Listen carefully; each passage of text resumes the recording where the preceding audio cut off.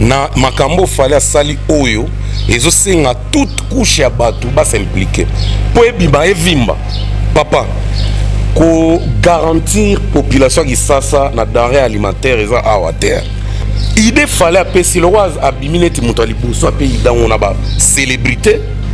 Qu'est-ce qui empêche les autres célébrités ba rejoindre kaka non Robin Awasala makamnae on l'apprécie en tout cas na temps oyo aza compté parmi bateau ba marqué mais il faut respecter ba poids lourd ezala royazo bunda kumba mais ya poids mouche ou bien poids léger parce que faire ba bunda ka poids lourd voilà Falipe asala erreur mon émission ka ya mbuma ya ko ignorer Inos bi batuna question batangi komba Inos alobate azape qu'il fallait pour pas en studio avec nos musiciens congolais, je cite Wiranson, Ferregola, Jibin Piana, Boutalikasu.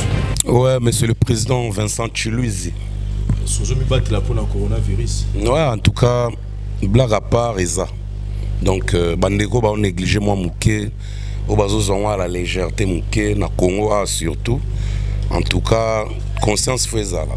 Tout le monde a la légèreté, à la légèreté pardon. Donc Moutoutou place à ça 1 mètre d'écart, on déjà biso Dari la chip sur 1 mètre d'écart et puis ko tousser ming na coude ou bien na moi papier mouchoir au bois qui pour ma beau au chocolat tout moment. Donc conscientisation il faut ça des jours au jour parce que na mikili bato balandara biso bande on a so internaute partout bazali en tout cas oyo bazo mona bazo bangela biso na mboka donc faut ça très attention.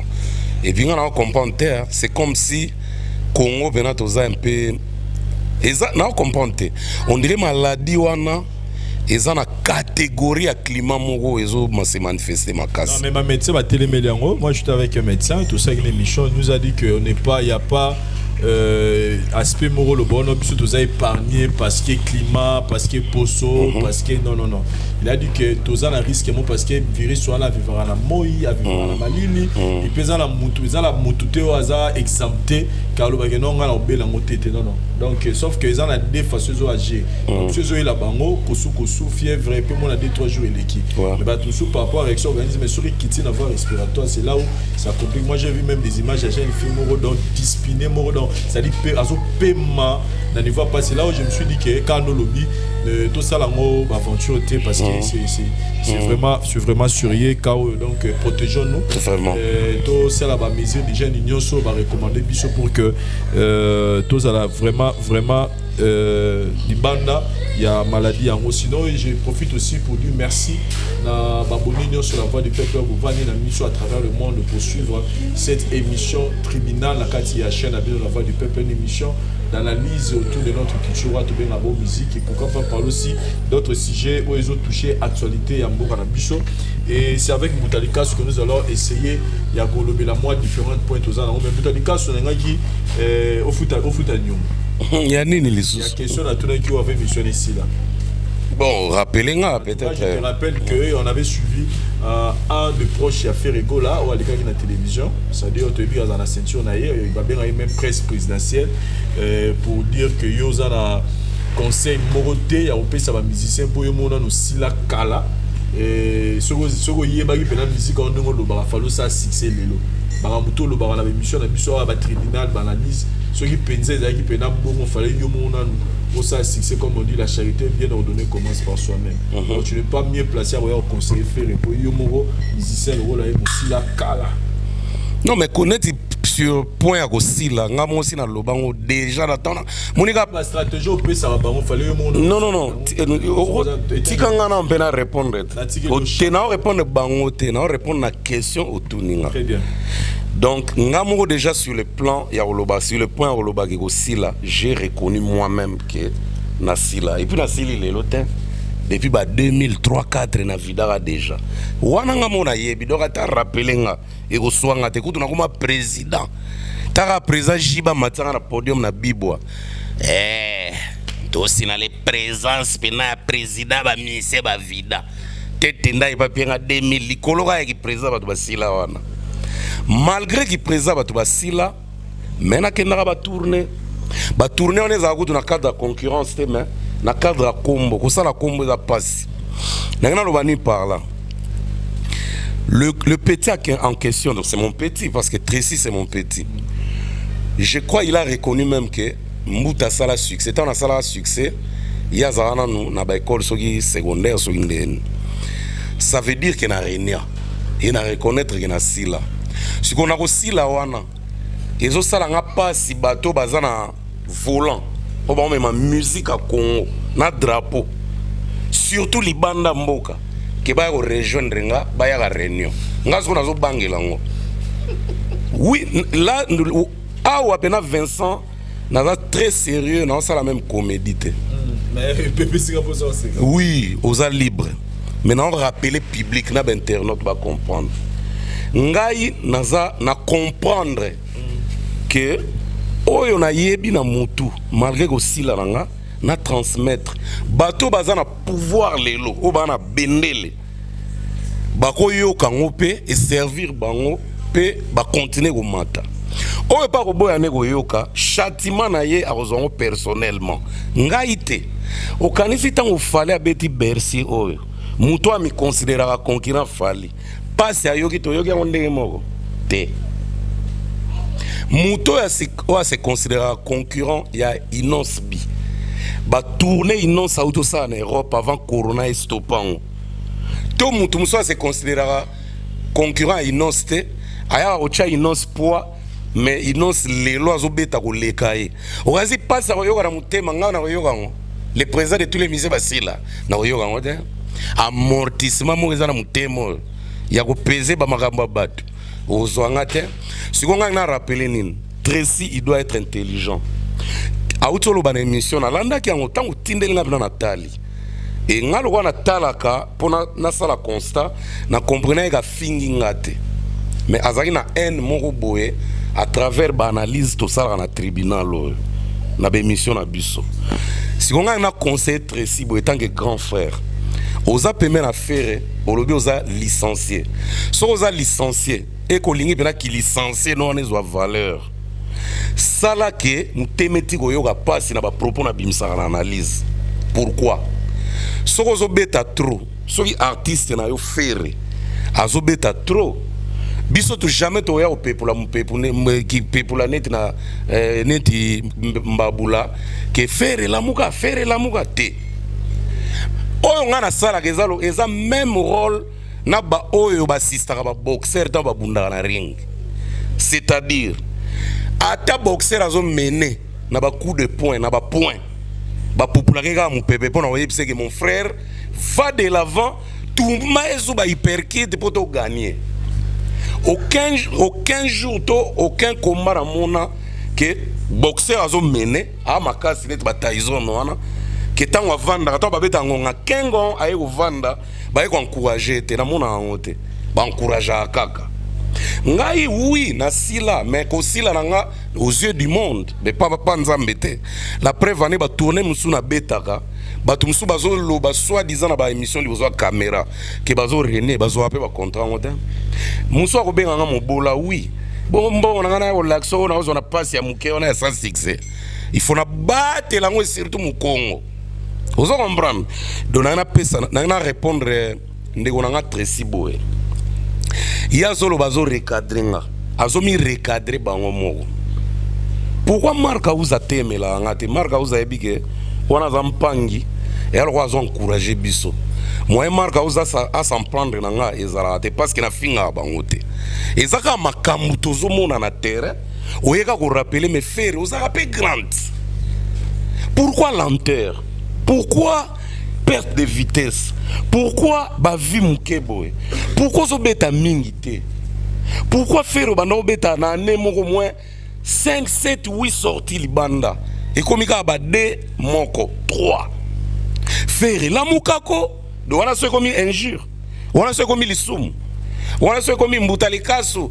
yo renia kala tanga na zala na classe leona koma licencié même moi na nga yebi o ngamo una mission na lobongo ke moi na nga yebi ngate na manga moki musique na beta li solo ke na uto beta na Zambie na zui CD na che na bengi bana ba to tala bana ba betinga karapo balingana ba dajo ba fali ba Inos ba gez mawete na Suisse na bondeli kutu ya suka na corrompre na 5000 alenga 5000 matali 2 minutes akomo somnole te akimi na ye na yo comprendre que bana ngamo ba yebi ngate bongo bana Tracy la charité kutu ya ngabo ba yebi ngate bongo bana Tracy nde ba yebanga ya on a lobby que Tracy a ça la très attention il entoure Ferré le gars a entouré Ferré akeba na ba propos ya lo bana TV ba propos muso ko rabaisser bango très bas et finir na artiste na ye ngana yebi que Ferré aza innovateur Ferré aza bosseur mais entourage na ye faut ba benda mama na matoi bango tout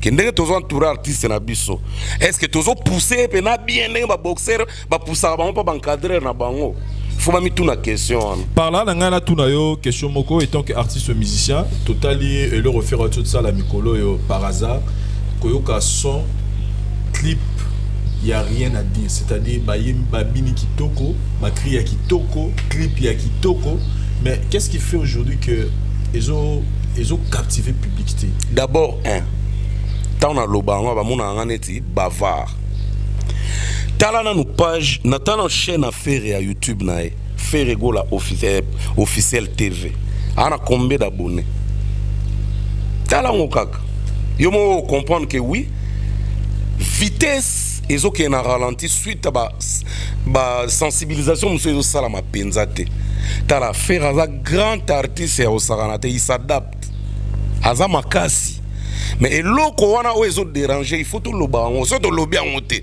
to loba ngo bandani est-ce que na Gabon ba na Ferré est-ce que na Côte d'Ivoire ba na Ferré est-ce que na Afrique du Sud ba na Ferré to na Ferré ka awa so to lobi ngo te peut-être peut Ferré azane prudent mais na makamusu peut-être bazo okumisa ye bazo tromper qui présent vana yo leki batutu mais tant déjà fanano mutuna bureau zo lobo présent vana yo o leki batutu mais misu na yo Vincent to ya public ba internet ba otala biso batali ke ba moni ke yango te résultat o ya rozwa siko ngana lingake makasi pour d'abord azan ndeko na nga un de deux grands artistes à Congo de trois ngana sila me bango bazanano de faut encourager ba mise faut ba retenir ngo aussi longtemps ngana za vivant na ko sila na nga ko na otigila mutu tante timu gonza mo pesa chance na Renier moni mona ozongela mukona kozwa chance na Renier sur la musique wana to continuer ka chemin ensemble to continuer ko bundela la culture à Congo mais tant que nga migolo nazana na mpane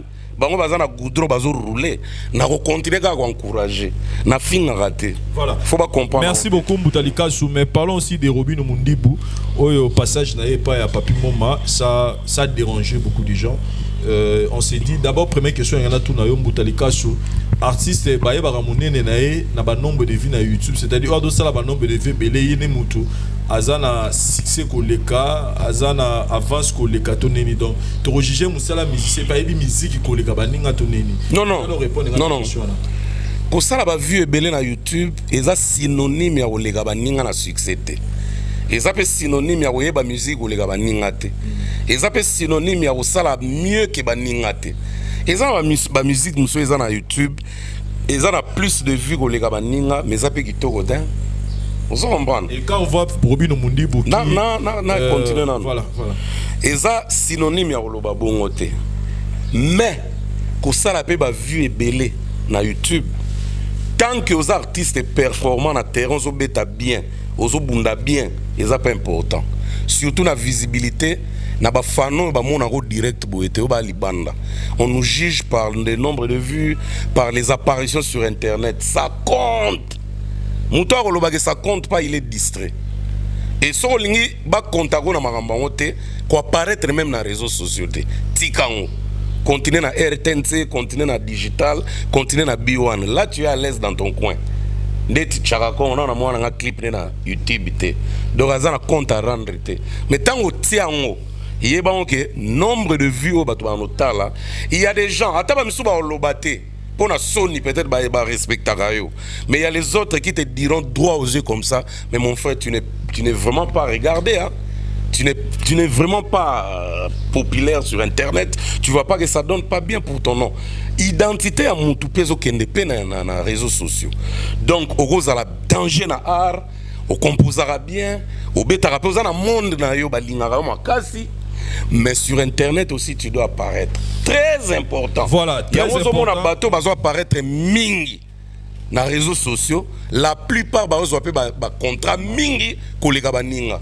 Donc ça miroir, ça vitrine. Si on lit au téléphone na vitrine, te qu'est-ce na gambelade. Si on na vitrine, il y a une vitrine. Donc d'autre part, c'est important. Si vous êtes dans car Robinho. Donc qu'est-ce qu'on a car Robinho? Je sais car Robinho a dit que a 11 millions de vies dans l'espace à 9 mois. Abi so ok pas faire égaux les athées. Je me suis dit bon si tu as chroniqueur, je dois vérifier. Et dans vérifier ma clip à faire le plus vieux est à 9,8 millions de vies et ça dit 3 ans. Vidéo ils a le plus regardé et donc par rapport à Yango. Parce que le problème à Robinho c'est que par rapport à Ferré, tout n'a question et pas papi moma il y aura Robinho déjà comme ça il était. Et côté là propos par exemple les Robinho Mundibou et envers son grand frère, vous pensez que les lobby des propos un peu déplacé, moi manque il y a respect à Bakulutu et côté moi Robinho Muké, qu'est-ce que vous en dites? Si moi je condamne d'abord Robinho parce qu'Azomi est respecté étant qu'un artiste qui a vraiment du respect à l'égard de Abamikolo Naye, mais d'autre part a déplacé mon langage. C'est clair et net que Robinho a un clip mis sur la mise au étalami 11 millions de l'élo que Ferena comme dans 11 millions. C'est normal. Mais ils ont pas vu mon clip na bango étalama vraiment mingité sur internet.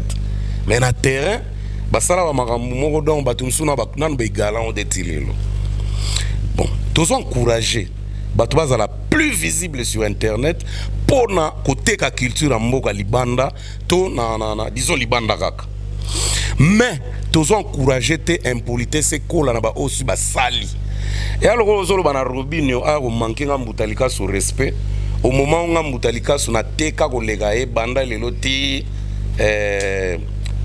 Félix Aotika pouvoir au moment où on a sala ba tourner en Afrique oyo ba pays nyonso na tambola leki nanga Robinho na niatiango te leki nanga Fabregas na niatiango te leki nanga hérité na niatiango te ale olo parce qu'on hérité a comme impolé envers nga pas na succès makasi lelo nga etant que mbiaka pe noko Robocop etant que so na bina chape na malbouche na otika mamane legata tamuke pona za mutu nana mai na makila o na sala bango pe ba sala to na terrain.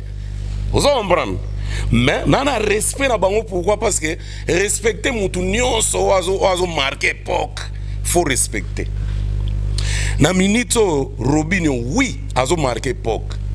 Mais faire esa période na bango na fali. Wana to marché ba monter. Na kosote partout. Ata inonce a faufilé lelo yo pe balula yo so batangi fali. Komba mi balé landa nani faire. Siko awa na ba analyse photo sala nde effort faire a rattraper comparaison ana atika ka comparaison na te ekima ga ya zala musika wana ko maneta obunda ne lili ya pamba so ko bunda pena ya solo il faut bunda ezo rattraper pena discussion bato basalaka moni na kala tant ba comparer wera na jibe en tout cas blague à part et bana ko lata ba on a combo na ba activité. Wera beti we jiba bimisi wera bimisi intervention rapide jiba bimisi Titanic tous les deux succès premier et comme deuxième o ezongi premier o ezongi boye o ezongi premier ti execo ti boye wera ke tourner na poto jibe pas ke tourner na poto wera jiba beti Olympe Zénith wera beti ville juif mbala moko pe palais des sports ba comparaison ande siko faire na terrain azana grand nom oezo bangisa so tangi na concurrence lelo fali faut tant faire mbala moko mais ba réalisation est comme ralentir côté nae ça on ne ment pas on dit ce qui est vrai o batu tout bazomona batu pe ba ko vérifier siko Robinho on dira profiter na faiblesse wana pour le n'importe quoi ngana ko encourageant ngote en tout cas nazo s'adresser na Robinho retirer ba parole wana za malamu te oko le ga faire na ba vue. Ce qui te tchepe bien, donc il non se fait la fali mon repos, dans les deux. Donc na oya ye na o basala Diamond et à titre moko Yopé. Mais talami dans l'ensemble, 96 millions de vues. Clip mon côté a fallu banda carrière et c'est talama 96 millions de vues. Exact. Clip na liboso eza plus vu, eza eloko. Et puis na Bad Boy basana na Kamora. Et puis sur total les ans 60 millions. De bazana clip té o comment 90 millions. Si ko to lobani Innocence aleki fali. Donc Innocence fali kana te va ba lelo nde na boye na leki fali. Tala ku ba tala nga 94 96 millions ko lekae. Kasi fali ko leka na te va bi petit beta no Bercy total. Nano beti ku Zénith de Olympia te lo. Et puis yo zo ba ma solo ya ba spectacle mais toke na ba œuvre. Parce que faire le azana ba 6e so 5e album so 6e. Et puis ba azana ba chef d'œuvre oh lelo to retrouver. Donc faire azana par rapport à ba ezana ko faire azana pakebo. Pakebo ya ba œuvre. Sikoyo Robinho alowana oba kendela ka Brazza. Canon rapide ba œuvre. Siko pakebo ya faire au comparé on a Canon rapide à Robinho. Non. Robinho a sala makamnae, on l'apprécie. En tout cas, Nathan Oyo a compté parmi bateaux marqués. Mais il faut respecter les poids lourds. Et ça, il y a bunda, combat, mais il y a poids mouche ou bien poids léger. Parce qu'on fait des poids lourds. Donc, tu fallait. Fabregas fait photo parce qu'on a plus des albums vendus. Si on a un dossier en Kaka, parce qu'aujourd'hui, je me souviens d'un concert mon fallu pour Bétara à Al de la Gombe, à Téné Al de la Gombe, oui. Oui, il y a tous les Al Athénée de la Gombe. Shark Club. Donc Athénée de la Gombe, Shark Club, voilà. Avec dans la Shark, voilà. Dans la matière Robino, message à fallait que ce qui a fait que a s'intéresser même dans Robino parce que a changé le langage nenga bana solo la nenga zo continuer c'est-à-dire fallait prôner le respect parce que depuis il fallait quitter chez Koffi Olomide malgré tout ce qui s'est dit mais fallait toujours dans le langage à respect pas Koffi Olomide et il fallait à contre bablo ko na ko longue pas musicien on l'aurait pas Mutuboyo finito au vandi pour nous s'attaquer dans Mutumo ça peut-être aîné na yo et quand on voit ces genres de comportements peut-être dans ngamba Robino Mundibu qu'est-ce qu'on peut dire que quelque part Robino a remis qu'on décevoir peut déjà fallu que le pas rôle les capé fallu na ba vie et pas tenir langage wana on dit quoi on peut dire quoi c'est bon ngai lo na ko lobana erreur père mozo utapa ya ba kulutu na ba omi balé pourquoi na lobi ndengwana Falipe a sala erreur mon émission ka ya mboma ya ko ignorer Innocence bi batuna question batangi komba Innocence a lobate a zappé et ça la pe ma be na vie à Innocence lelo Innocence comme la neti moi porte malheur mon boye comment vieux a ko ignorer kombo nanga et pourtant to sala même featuring et loko wana et beta pe Innocence si ko tango Robinho pas beta on faire en tout cas et lo ngana loba en conclusion je condamne les deux grands frères et zana salaire mon côté tout bénéfice mon côté ya go ignorer ba kade na bino pe ba Wemba ba Kester ba Kofi ba Tunios ba Madilu même avant kufa tant ba oleka na ba TV komba fali na fere ba nozanga te na mnona na bango donc ba fali pe na fere kombo ya Innocence na ba Robinho il faut pas ezanga na mnona na bango d'autre part ezozong saka ki kinoiserie so baza ba professionnel fali il est professionnel, ça se voit. Mais moi qui noiserait ça la loi pour rattraper so avant na ba plateau awa na kin. Vu ba géo ba chroniqueur ba linga ba kota biso. Et elinga pe meme moi muke. Alors, lo eza bongo toko s'en prendre na ba lekité. Faut s'en prendre na ba kulutu na bango na ba erreur ba sala. Faire sala maman erreur. Il y a ignorer combat Robinho na plateau au moment où faire azo ignorer combat ya Robinho au moment où Robinho miso na miso ezo régner et ça qui bien té et il y a un peu na lobby au moment où fallait banoko ignorer Innocence bi na plateau et ça qui au moment où Innocence ça qui ozo beta mabe ban et bah ezaki na succès au Sarana est-ce que Bossani il y a à chaque réaction et ça a toujours l'action moi c'est pour ça pour tout le monde en réaction. La réaction de Fally c'est pas que fallait à la musique à un plateau moro et cabo et batounier il n'a subi à ignorer, c'est qu'il y avait une raison, il y avait une action posée peut-être dans un moment il n'a subi et ça qui peut-être Fally et tant que grand frère avant la mienne tout beau ça la montée total la réaction il a fallu mais tout bah non total la action oyo et pour ça il pas une subi pour Fally réagir bon est-ce que donc moi parenthèse est-ce que vidir groupe affaire na faire mo ba mena Fally mais Fally tant mamba faire azara foi aux yeux il y a une sportivité bon pas les qui ça et ça ligne pourtant il faut taper génération non mamba génération ezate il y a otika la yaya leki a otika la leki il y a un tolobi innonce à cause ça la délire Fally tu sens que mais innonce vite là Fally azara na ba maîtrise moko ok il y a innonce au peser devant maîtrise au Fally azara na parce que Fally actuellement c'est le plus injurié dans les réseaux sociaux. C'est le plus injurié. De Mouto bazo finga ko lega zate. Mais tala ba popo nae vers même ba combattant o ba finga même double sexe, ba finga famille nae, ba finga mambe belé. Mais yé moko yebi o aza.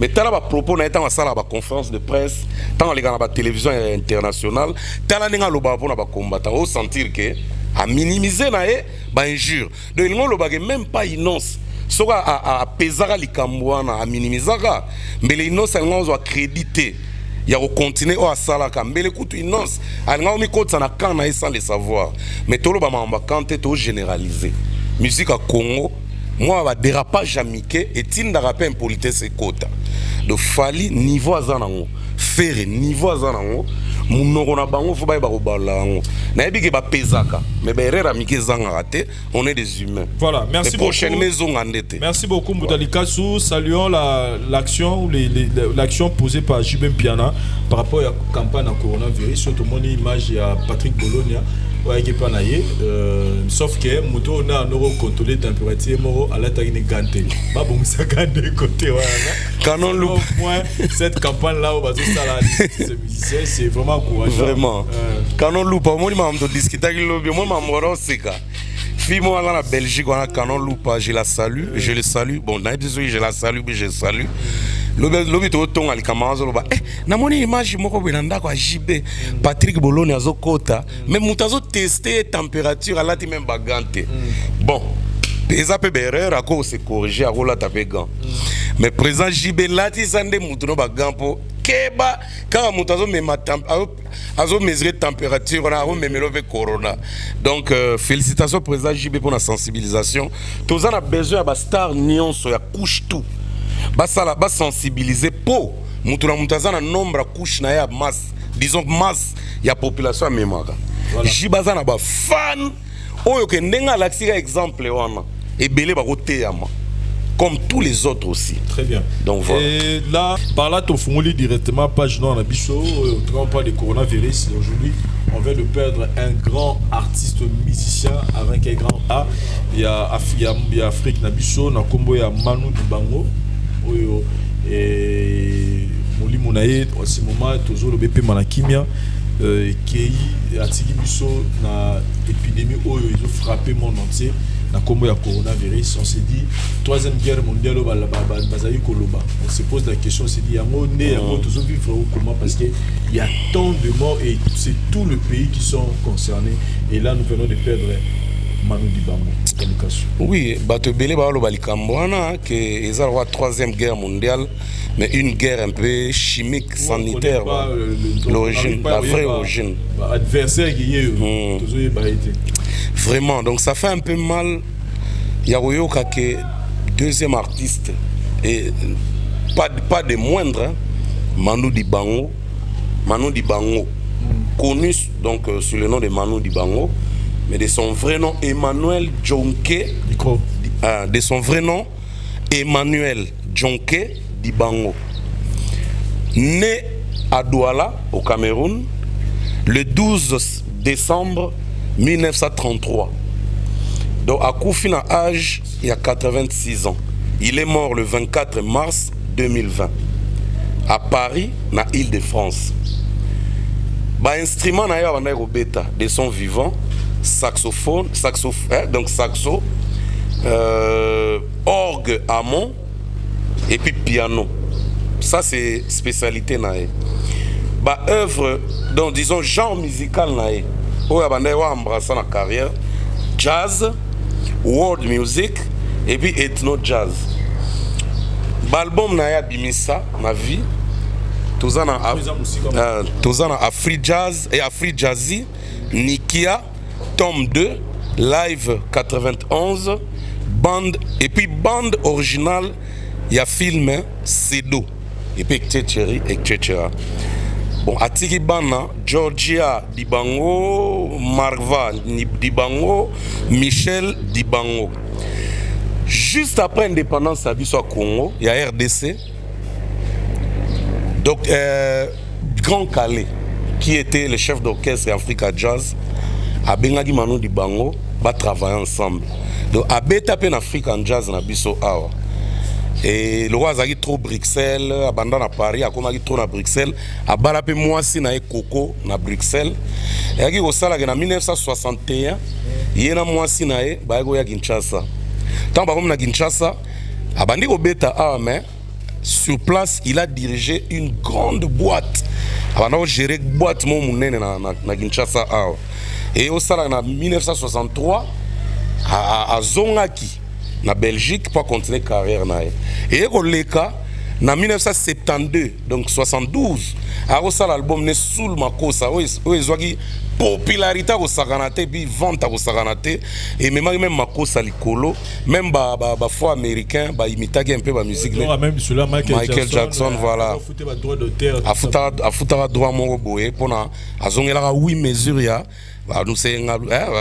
Lusenga ma bo bitolo ba lusenga makuza me to ebite so bimisa moni ni bena wana me biso lo kanga lusenga yande to tigala na jeunesse na biso pile nzo ka birit de la bitit ça peut comme le jazz pile Corona to bossa to bandela. Donc voilà. Donc Manu Dibango, album na on a soul ma posande il lança succès planétaire. A comme appelé Manu Oyazati et Mimi na ba mbele ba festival. So tali même na je voulais dire sur tali même na jingle ya nini ya vous voulez bien aussi. Excusez hein. C'est vraiment important. Nazo lingana le pété. Sur tali na jingle ya Claudicia ya couleur tropicale. Oyoka voix Manu Dibango ezonga pendant moins 20 ans. Donc il a laissé un grand trou dans mon thème à Claudie parce qu'il est considéré comme un père. Et Lelo Sotali. Et ça, na kamwe écoute parce que l'anniversaire a fallu le 14 décembre. Na mona gena Manu na restaurant, na vu Manu Dibango. Bah ça na moi bagé, bazo seka tout ça. Et ça n'a pas si m'étant na moni vidéo ana bon. Manu a bêté la pe à son album qui vous s'en pimpa. Bah saxo bah yemba même. Vous avez mon boya stop quoi rouge voilà. Si vous êtes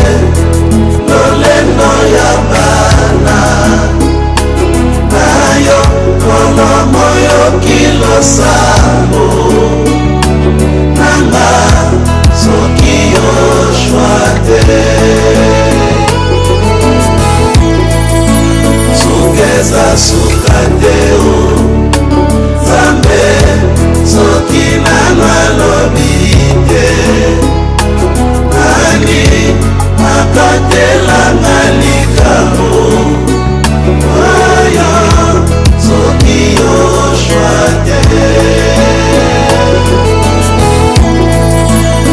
embona saba kote lolendo ya bana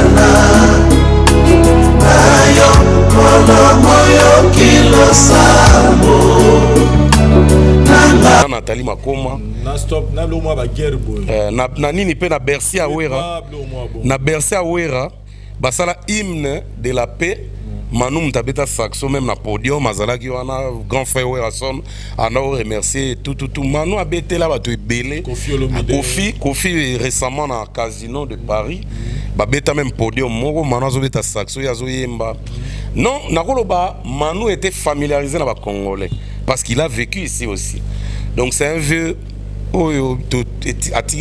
regret. Pour moi, je le considère un musicien congolo-camerounais qui nous a laissé. Donc, paix à son âme. On a vu ça et Tigibiso Pena va porter belé dans Moutema. Donc là, on doit perdre car on a biso tous les jours. C'est pourquoi nous avons invité les Congolais. Vraiment, nous insistons biso à toi na Kinawa. Prenez ça au sérieux. Vraiment, tout se protéger. Tout là, orientation. Nous pour nous biso na Italie mesures il y a d'ordre hygiénique pour que tout y se protéger contre maladie. Toujours dans le cadre là, on voit Fali Poupa mobiliser pour assister parce que le lot dans le mode confinement pour éviter propagation de la maladie et matérialité parce que c'est au batami virus à retour la libana azalité et mais par rapport à la condition en bord à la biso celui qui a kin il faut bimana tongo pour na pogolia sur limité na pour molia isate connaissons qui est na Kinshasa il y a des millions de familles au na mitso baza ko souffrir par rapport à la situation na ya nzala et là on voit Fali Poupa qui nous lance un message fort que banegotu oyo balingara musique balingara foot balingara mabanga makambo tout wana baya ko s'allier na idée na wana pour na soutenir bandeko oyo bazana banzala et là déjà on a suivi qu'il y a déjà des gens je salue Fabregas qui a fait un don de $2000 Fali Poupa d'abord lui-même 10 000 et puis te belé baza ko motiver na likambo mais s'il faut ajouter quelque chose sur comment d'abord vous trouvez cette initiative. Non mais initiative on est vraiment bien. Bon, c'est en ces moments-ci Ndetoye Baraba vrais leaders d'opinion. Les vrais leaders d'opinion doivent sensibiliser les siens, donc ses fans, dans un moment à boyer. Et puis, il fallait abîmer ses fans. Et en général, donc il s'est focalisé plus dans Mamba Kinshasa, à Yoki Mawa. En fait, tout ba Yoki Mawa. Mais ngata na Yoki Mawa, na koyana nini pona ba na soulager. Ponga mo vono proviser quota. Pour bana ba bima te ngamo vena bima mingi te donc les moyens sont un peu limités yango zo mona bato mingi ba réagir te et yé moko pe Fali atali ke moyens za nango et ko couvrir idée na ya za nango te yango za na besoin ya ba idée ya ba ndeko misusu ya ba nakoloba ya toutes sortes ya musala muto asalaka ezala footballeur politicien ba pasteur ba chanteur banani ba musicien ba comédien pasteur nous chilo musapie ba pasteur bon pourquoi na lobby ba pasteur parce que mingi ba na idée à séparation mais na makambo oyo ezo sala maoyo eza bomoko parce que corona ezo tala te chrétien to mopagano corona ezo zwambala moko alors idée fallait apesi le roi abimineti muto liboso ape idango na ba célébrité. Qu'est-ce qui empêche les autres célébrités de rejoindre la idée? Il y a une place, tout le monde que Congo ils ont fonctionné plus dans Makambouya, Moutouna, Kouena, ils ont ça bien. Alors, biso to profiter de le tribunal là, que artiste va se sentir touché, va l'ingabena ba fanatique na ye. Yango, so moni ko sala ngo yomoko, tu peux le faire, mais le plus mieux sera ya ko sangana ko sala bo moko binotu. Le roi fallait bien si idée on a. Ce tout le monde est raison emboîter les pas. Déjà Fabregas a payé 2000 €. Il y a mon à coquine à 2000 €. A payé, il faut encourager. Il faut bêter les paiements beaucoup. Werason qui est notre vieux, a sapé les plus populaires dans Kina. Il y a des artistes et tout. Il peut emboîter les pas. Kofi Olomide il est le plus aimé na ba chéri na ba jeune oyo balinga chacho trop aza na popularité au sakanate à quoi emboîter pe les pas région de Fali ba docteur Jeff Njadi le tête don de Dieu fallait auto yembele denzemo mais il peut contribuer dans cette idée aussi ba joueur déjà na yoki quelques joueurs ba komi go mais non que seulement docteur Jeff Njadi le tête il seulement on irait à sali commande ba les bablo mo bo irait ka pour assister ba na oui le roi na ne comité to zele comment pour te éclaircir opinion baeba geste au Jeff Njadi le teta le docteur alinga sala mais na makambo fallait asali oyo ezo senga toute couche ya batu ba s'impliquer pour ebima evimba papa ko garantir population qui sasa na denrée alimentaire eza awa terre ngakutu plus de 8 millions d'habitants ngakutu prière na nga maman Olive région de Fali moni fondation maman Olive so ba coup de pouce na fondation Fali na likambo mais na ko beko couvrir 60% idée wana en tout cas place maman ko se manifester ko tunde yango yo ya koleka pour asala rapport na ba artiste asala rapport na ba ndeko misusu akuta na rapport na ba ndeko belé population congolaise na nzela osko eza kamoko boye ekwei ezo senga bui totala siko ba o bazo souffrir et de ko uta pa banani maman ko s'imposer Fali qu'est-ce qui manque bon qu'est-ce qui manque te mais Fali zoa de ma part maman Denise P elle peut s'imposer bah c'est belle na Congo va soutenir na Konakin surtout elle peut venir en aide dans les Cameroun ba maman Mida ba nani ba ministre ba présidente à parlement par exemple ministre ya biso ya économie za mona moi si doit vouloir boye pe ko intéressé ba maman Ange Lukiana tolobi ko to basi kaka te na mibali na basi ba vina solo wa ba nani ba nani ba Obeminaku ba vina so Dédé Mupasa honorable ba grand prêtre toye ba to ba Eric Mandala docteur des ignorants ba Willy Mandala ben da choix ba 3000 familles en charge kana mamba fali wana c'est déjà bon mais 3000 et vous à la venir mo ya Delvo. Mais sinon, le retour, vous avez pour ça contribuer. Il fallait penser qu'il y a des produits en nature. Dans l'hôtel du fleuve, cité du fleuve, bazo ya mbabilo reconnaît plus pour la soulé kauka azana ça la nini copé sa mbongo boye en tout cas pour que n'a pas fallu pour pas toutes les références sont là pour que bon et puis bah on a peine d'être publié awa il y a des numéros M-Pesa, Airtel Money et Orange Money au eza fondation ana au bazo zil au bazo ya mbela ba don par transfert et ça peut na compte mon ya banque publier il faut plus ample information et pas saouler kauka. On se pose aussi la question comment bon, au moins malheureusement tous avez un moyen de communiquer na falité tout comme tout fondation pour tout mais heureusement ba détail parce que on a peu tout ça compte pas comment bazo penser public et peuple ni bazo ciblé ba vocabulaire lango ndenge nini ozala ke ba mais nga nazwa ki saouler na téléphone ameka ko expliquer nga moi ba détail yango ndenge maman ezaleli donc fondation Fali nde bazui idée wana donc en l'occurrence Fali na fondation na nde bazui idée ya en aide na batu oyo bazana moyen te ya ko stocker moi provision na bandako parce que congolais la plupart des familles na Kinshasa ba mesana soko bimi tant ko zonga nde na ndako balé to soko bimi nde bana balé lobby mais ya ko stocker mingi bana possibilité wana te et puis ye moko nde to ta ko lobango awa azan mesure te ya ko appliquer yango ke aller sabatu yango wana alinga sala système nini asengi apesi de le roi pont il m'a acheté 20 000 à déposer déjà dans le compte. 10 000 T. 10 000 T, ça 20 000 donc 10 000 pour les désinfectants et puis 10 000 pour les biloko, les denrées alimentaires.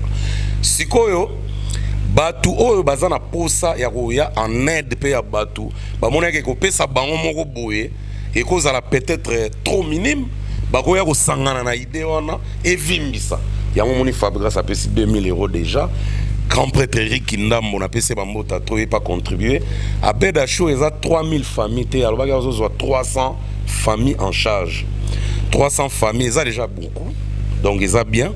Et puis, bah, joueur, puis, bah, promettre, bah, tu es belé déjà, on peut ça. Et tu lignes, puis, bah, tu es belé, les sous, bah, rejoindre.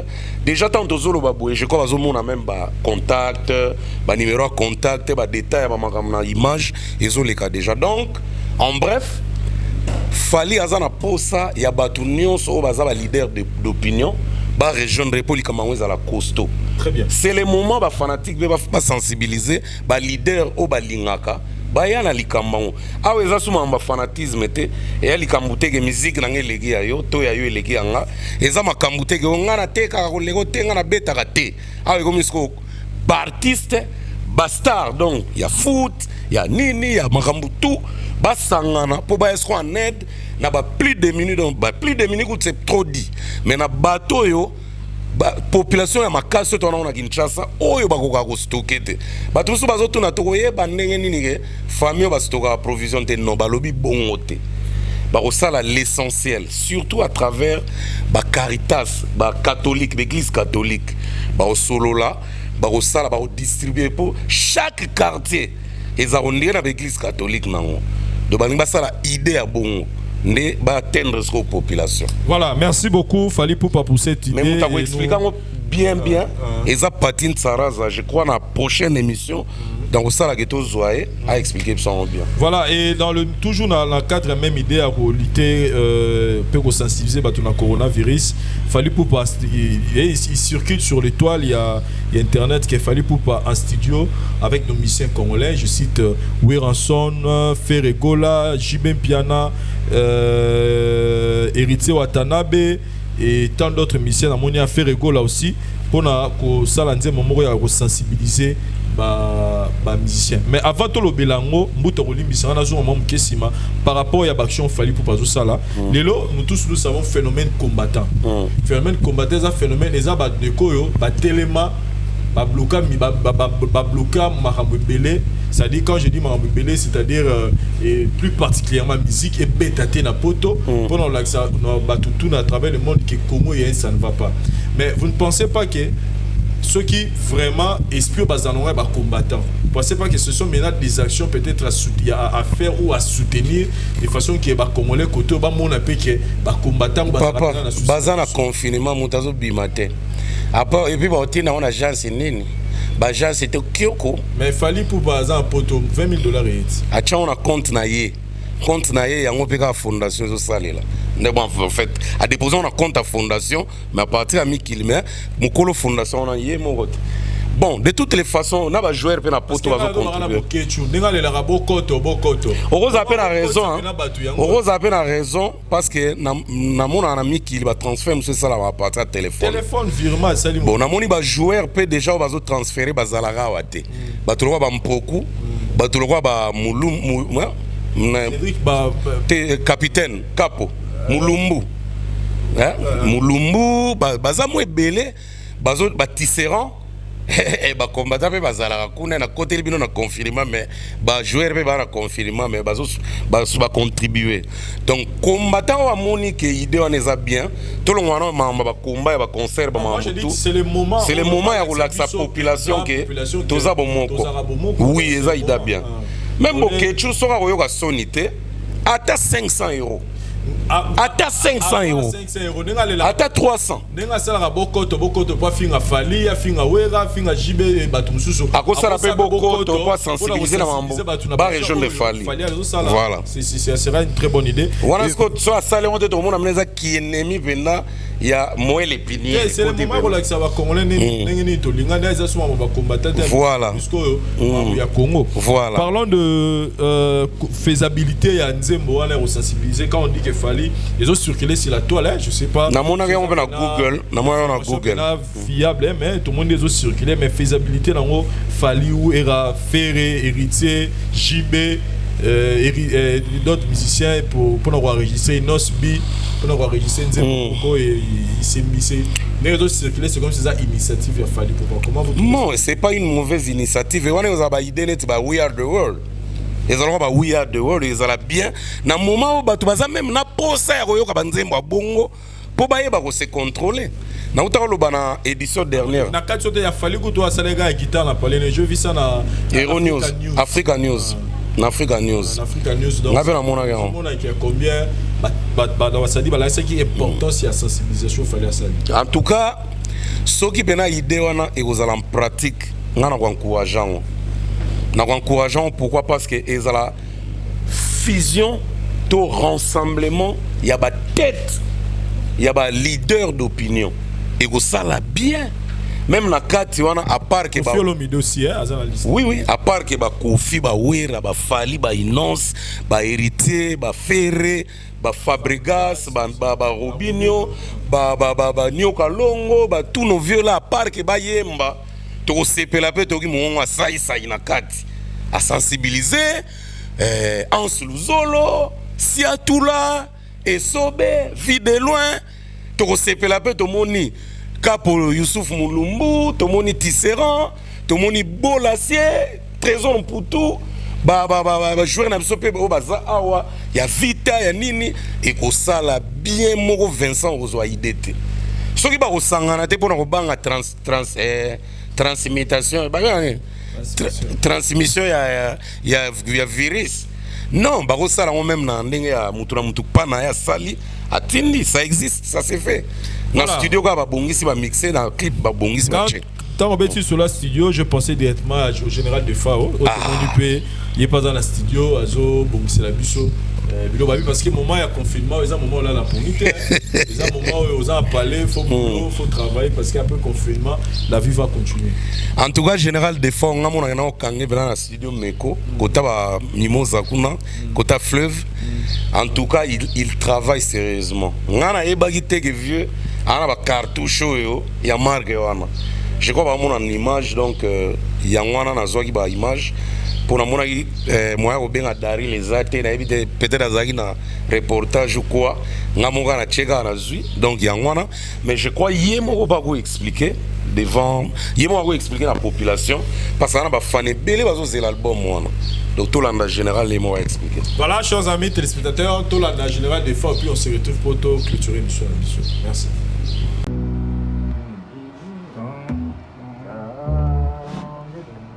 Salim Moutalikasu. Bonsoir Kouloutou. Bonsoir Moutalikasu. Petit frère propre. Na surprendre dans le studio, mais nanga mouele kelinga. Non, bouleuse à ma Côté fleuve, donc c'est que ça va vraiment. T'es faut le bien à Meko.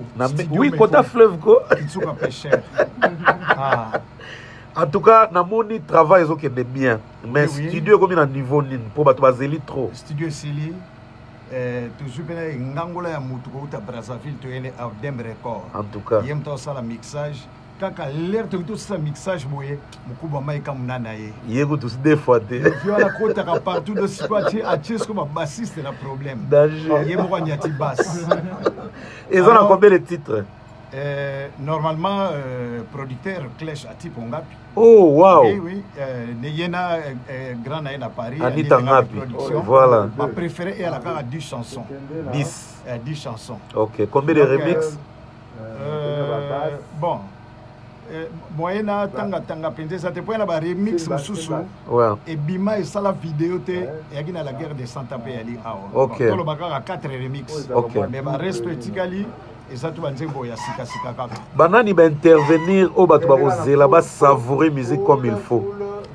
Donc na album Mobimba intervention ezebele ça ya ba Soleil Wanga, Ladi Miyembe, dans chanteur ténor c'est les hymnes. Chanteur ténor c'est les hymnes. C'est les hymnes. Chanteur ténor mo la bungi kombo la ye na bungi kombo la été. Bon amona on peut m'abêter via za mutabato belé. Des sous ça. Fila basele. Fila basele. Des sous appel. Des sous appel à Yemi la Kati. Ouais. Alors Ale Mayindo ya beti so. Mwana Nairobi. Accompagnement. Vieux Maïka Mounani na grand-père Bosiana, tout ça qui a dit que. Alors, la guitare acoustique, on va constater que ça va beau.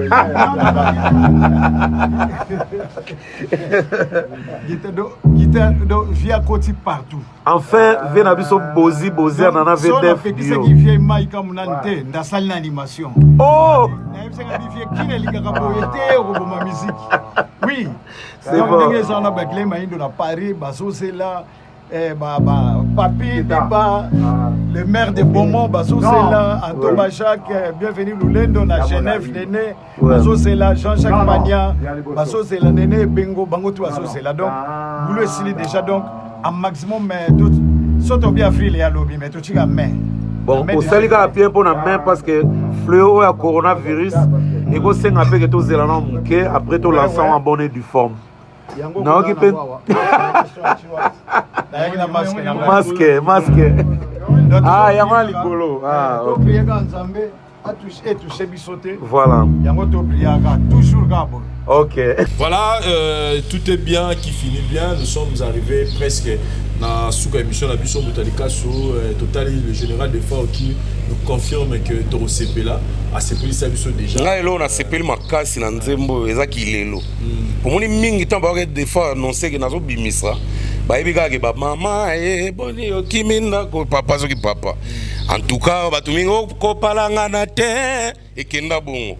Mais ngana ko loba bravo à l'artiste, c'est pourquoi oh bena betinde to ka banzema ba Boulogne ba JB et puis le vieux maïka munani ye moko na pointe. Donc il aurait CPL singa un arrangement qui toko. Nzembango Bouya Boulogne d'ailleurs, je vous signale, clip nango kalamingité, qualité d'abord il aurait CPL singa. Le général des fois au coup de chapeau, clip n'est ça dans GTA pour qui n'est pas vraiment jugé dans clip, n'a pas vu ça la GT dans clip. Donc félicitations à mon vieux. En tout cas, en tout cas, ça bien. Et puis Singapour ça na zela ngopena. Pour même ngana kana qui na zela disque AV. Mais si comme non on pour ça. Il a bien fait, il a bien joué. Merci beaucoup Moutalika. Nous sommes arrivés à la fin de cette émission. Fin carabo vraiment. Quelques dédicaces. En tout cas, Vincent mon un journal est limain. Yo mon on dit ah c'est ça si. Toromé na souka, dernier message depuis quelques dédicaces. Avant d'appeler ça dernier message bon on ne sait jamais. Papingimbi numéro 11 à Portland, aux États-Unis. Na pese ba mbota trop. Canon Lupa, moi si Gitoko, à Somanda, on a propre effort na Moussala. Na pese ba mbota trop. Oncle Paul Lumbu, barre de fer en direct de Matadi. Gigi Raven, Maman Mokonzi, en direct des États-Unis. Patrick Ilash, na Matadi. Auberge à bien, Soko Lingwa, dédouané, tout ça. C'est Corona et Sili. Boza, on a Bobenganga.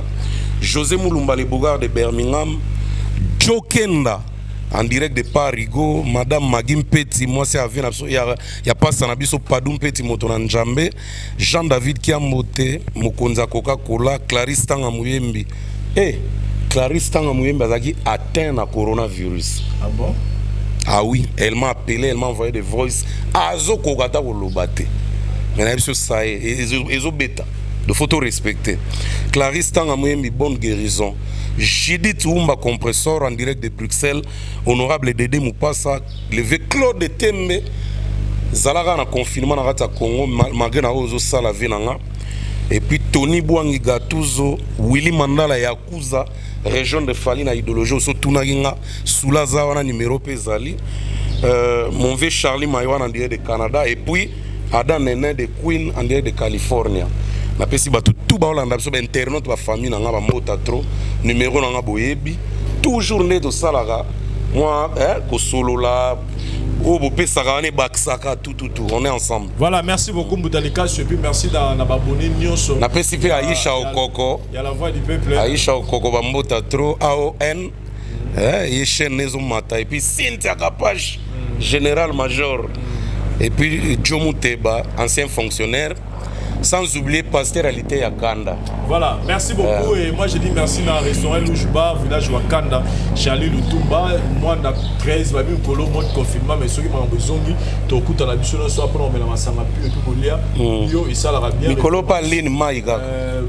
Référence Cézanne à Faubourg, donc Boyawana, Boko Sepela, et puis merci à Dari Diwanté, ça pour la prise de vie. Karateka. Les abonnés et les non-abonnés à la voix du peuple de merci. Tokutani prochainement. Na yeba kiteke Daril za karateka abundana ba kolona mais non Daril félicitations. Merci bye. Ngai maman Pichu Tonele naza pharmacienne en formation nazo œuvrer dans laboratoire CRMTA où ils allaient centre de recherche et de production de médicaments traditionnels améliorés. Tout tient à disposition de bino ba cosmétique. Tous les industries cosmétiques enrichies au collagène, ils ont traité tampons, ils ont traité rides, ils ont traité poche, ils ont traité imperfection mingi ya peau. Pour ça, il y a un sérum sous forme de masque. Tous les industries crème réparateur, ils ont réparé pour ce problème d'acné, boutons, mapalata. et puis qu'on sait un sérum naïe où ils ont enrichi dans acide hyaluronique. Tous on a aussi gel douche, tous on a grand format, na petit format, et ça mis à paille ils ont adouci un peu.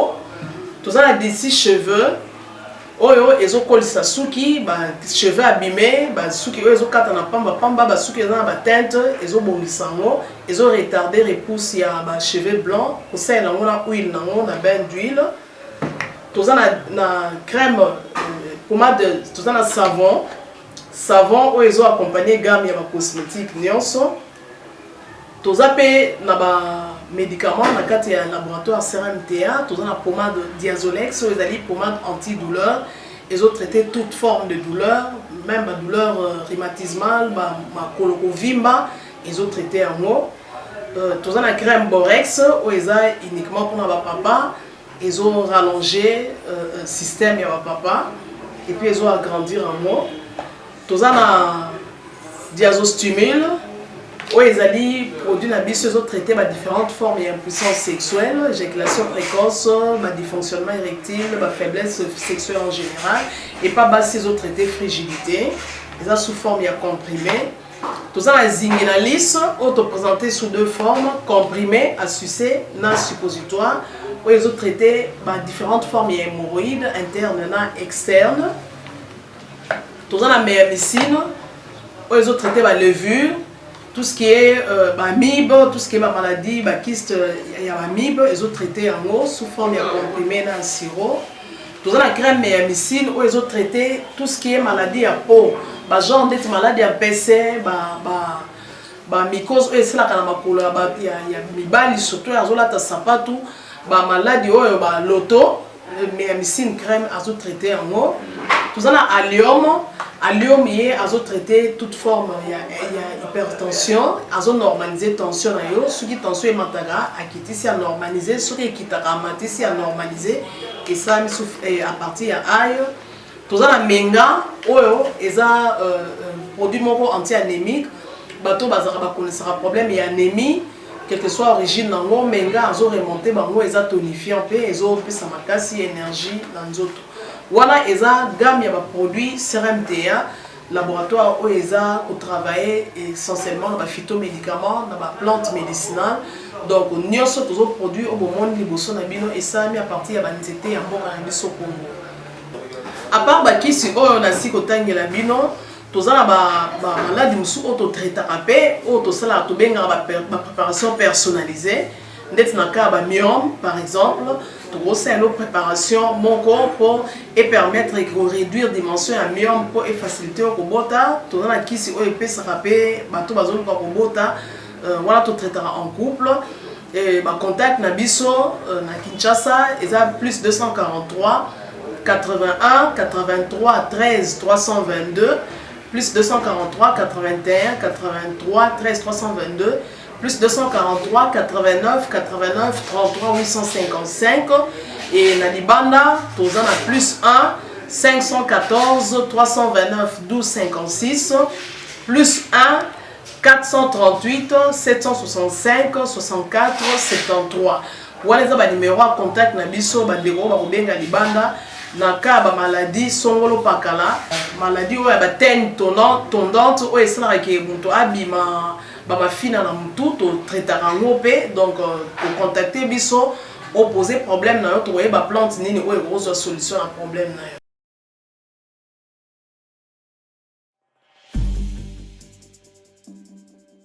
C'est vrai que la classe est la différence, mais cette fois-ci, la classe en chair et en os à votre disposition. Et c'est là à travers le Flat Hotel Tenasia. Le Flat Hotel Tenasia met à votre disposition des appartements équipés de chambres et suites avec un confort moderne. Une salle de fête moderne pour toutes sortes de manifestations, anniversaires, fêtes de mariage, réunions et autres. Pour ceux qui adorent la restauration, il y a un restaurant VIP à votre disposition. Un nightclub pour les amoureux de l'ambiance responsable. Un service traiteur de renom. Et pour ceux qui adorent rouler en sécurité et en luxure, le Flat Hotel Tenasia met pour vous une location des véhicules des marques. Le Flat Hotel Tenasia se situe dans la commune de Lingwala sur l'avenue Kalembelembe numéro 256 à 2 minutes de l'avenue Libération ex 24 novembre. Pour tout contact, appelez au plus 243 82 094 89 17 plus 243 982 70 58. Le Flat Hotel Tenasia, la classe, la sécurité, l'assurance en chair et en os.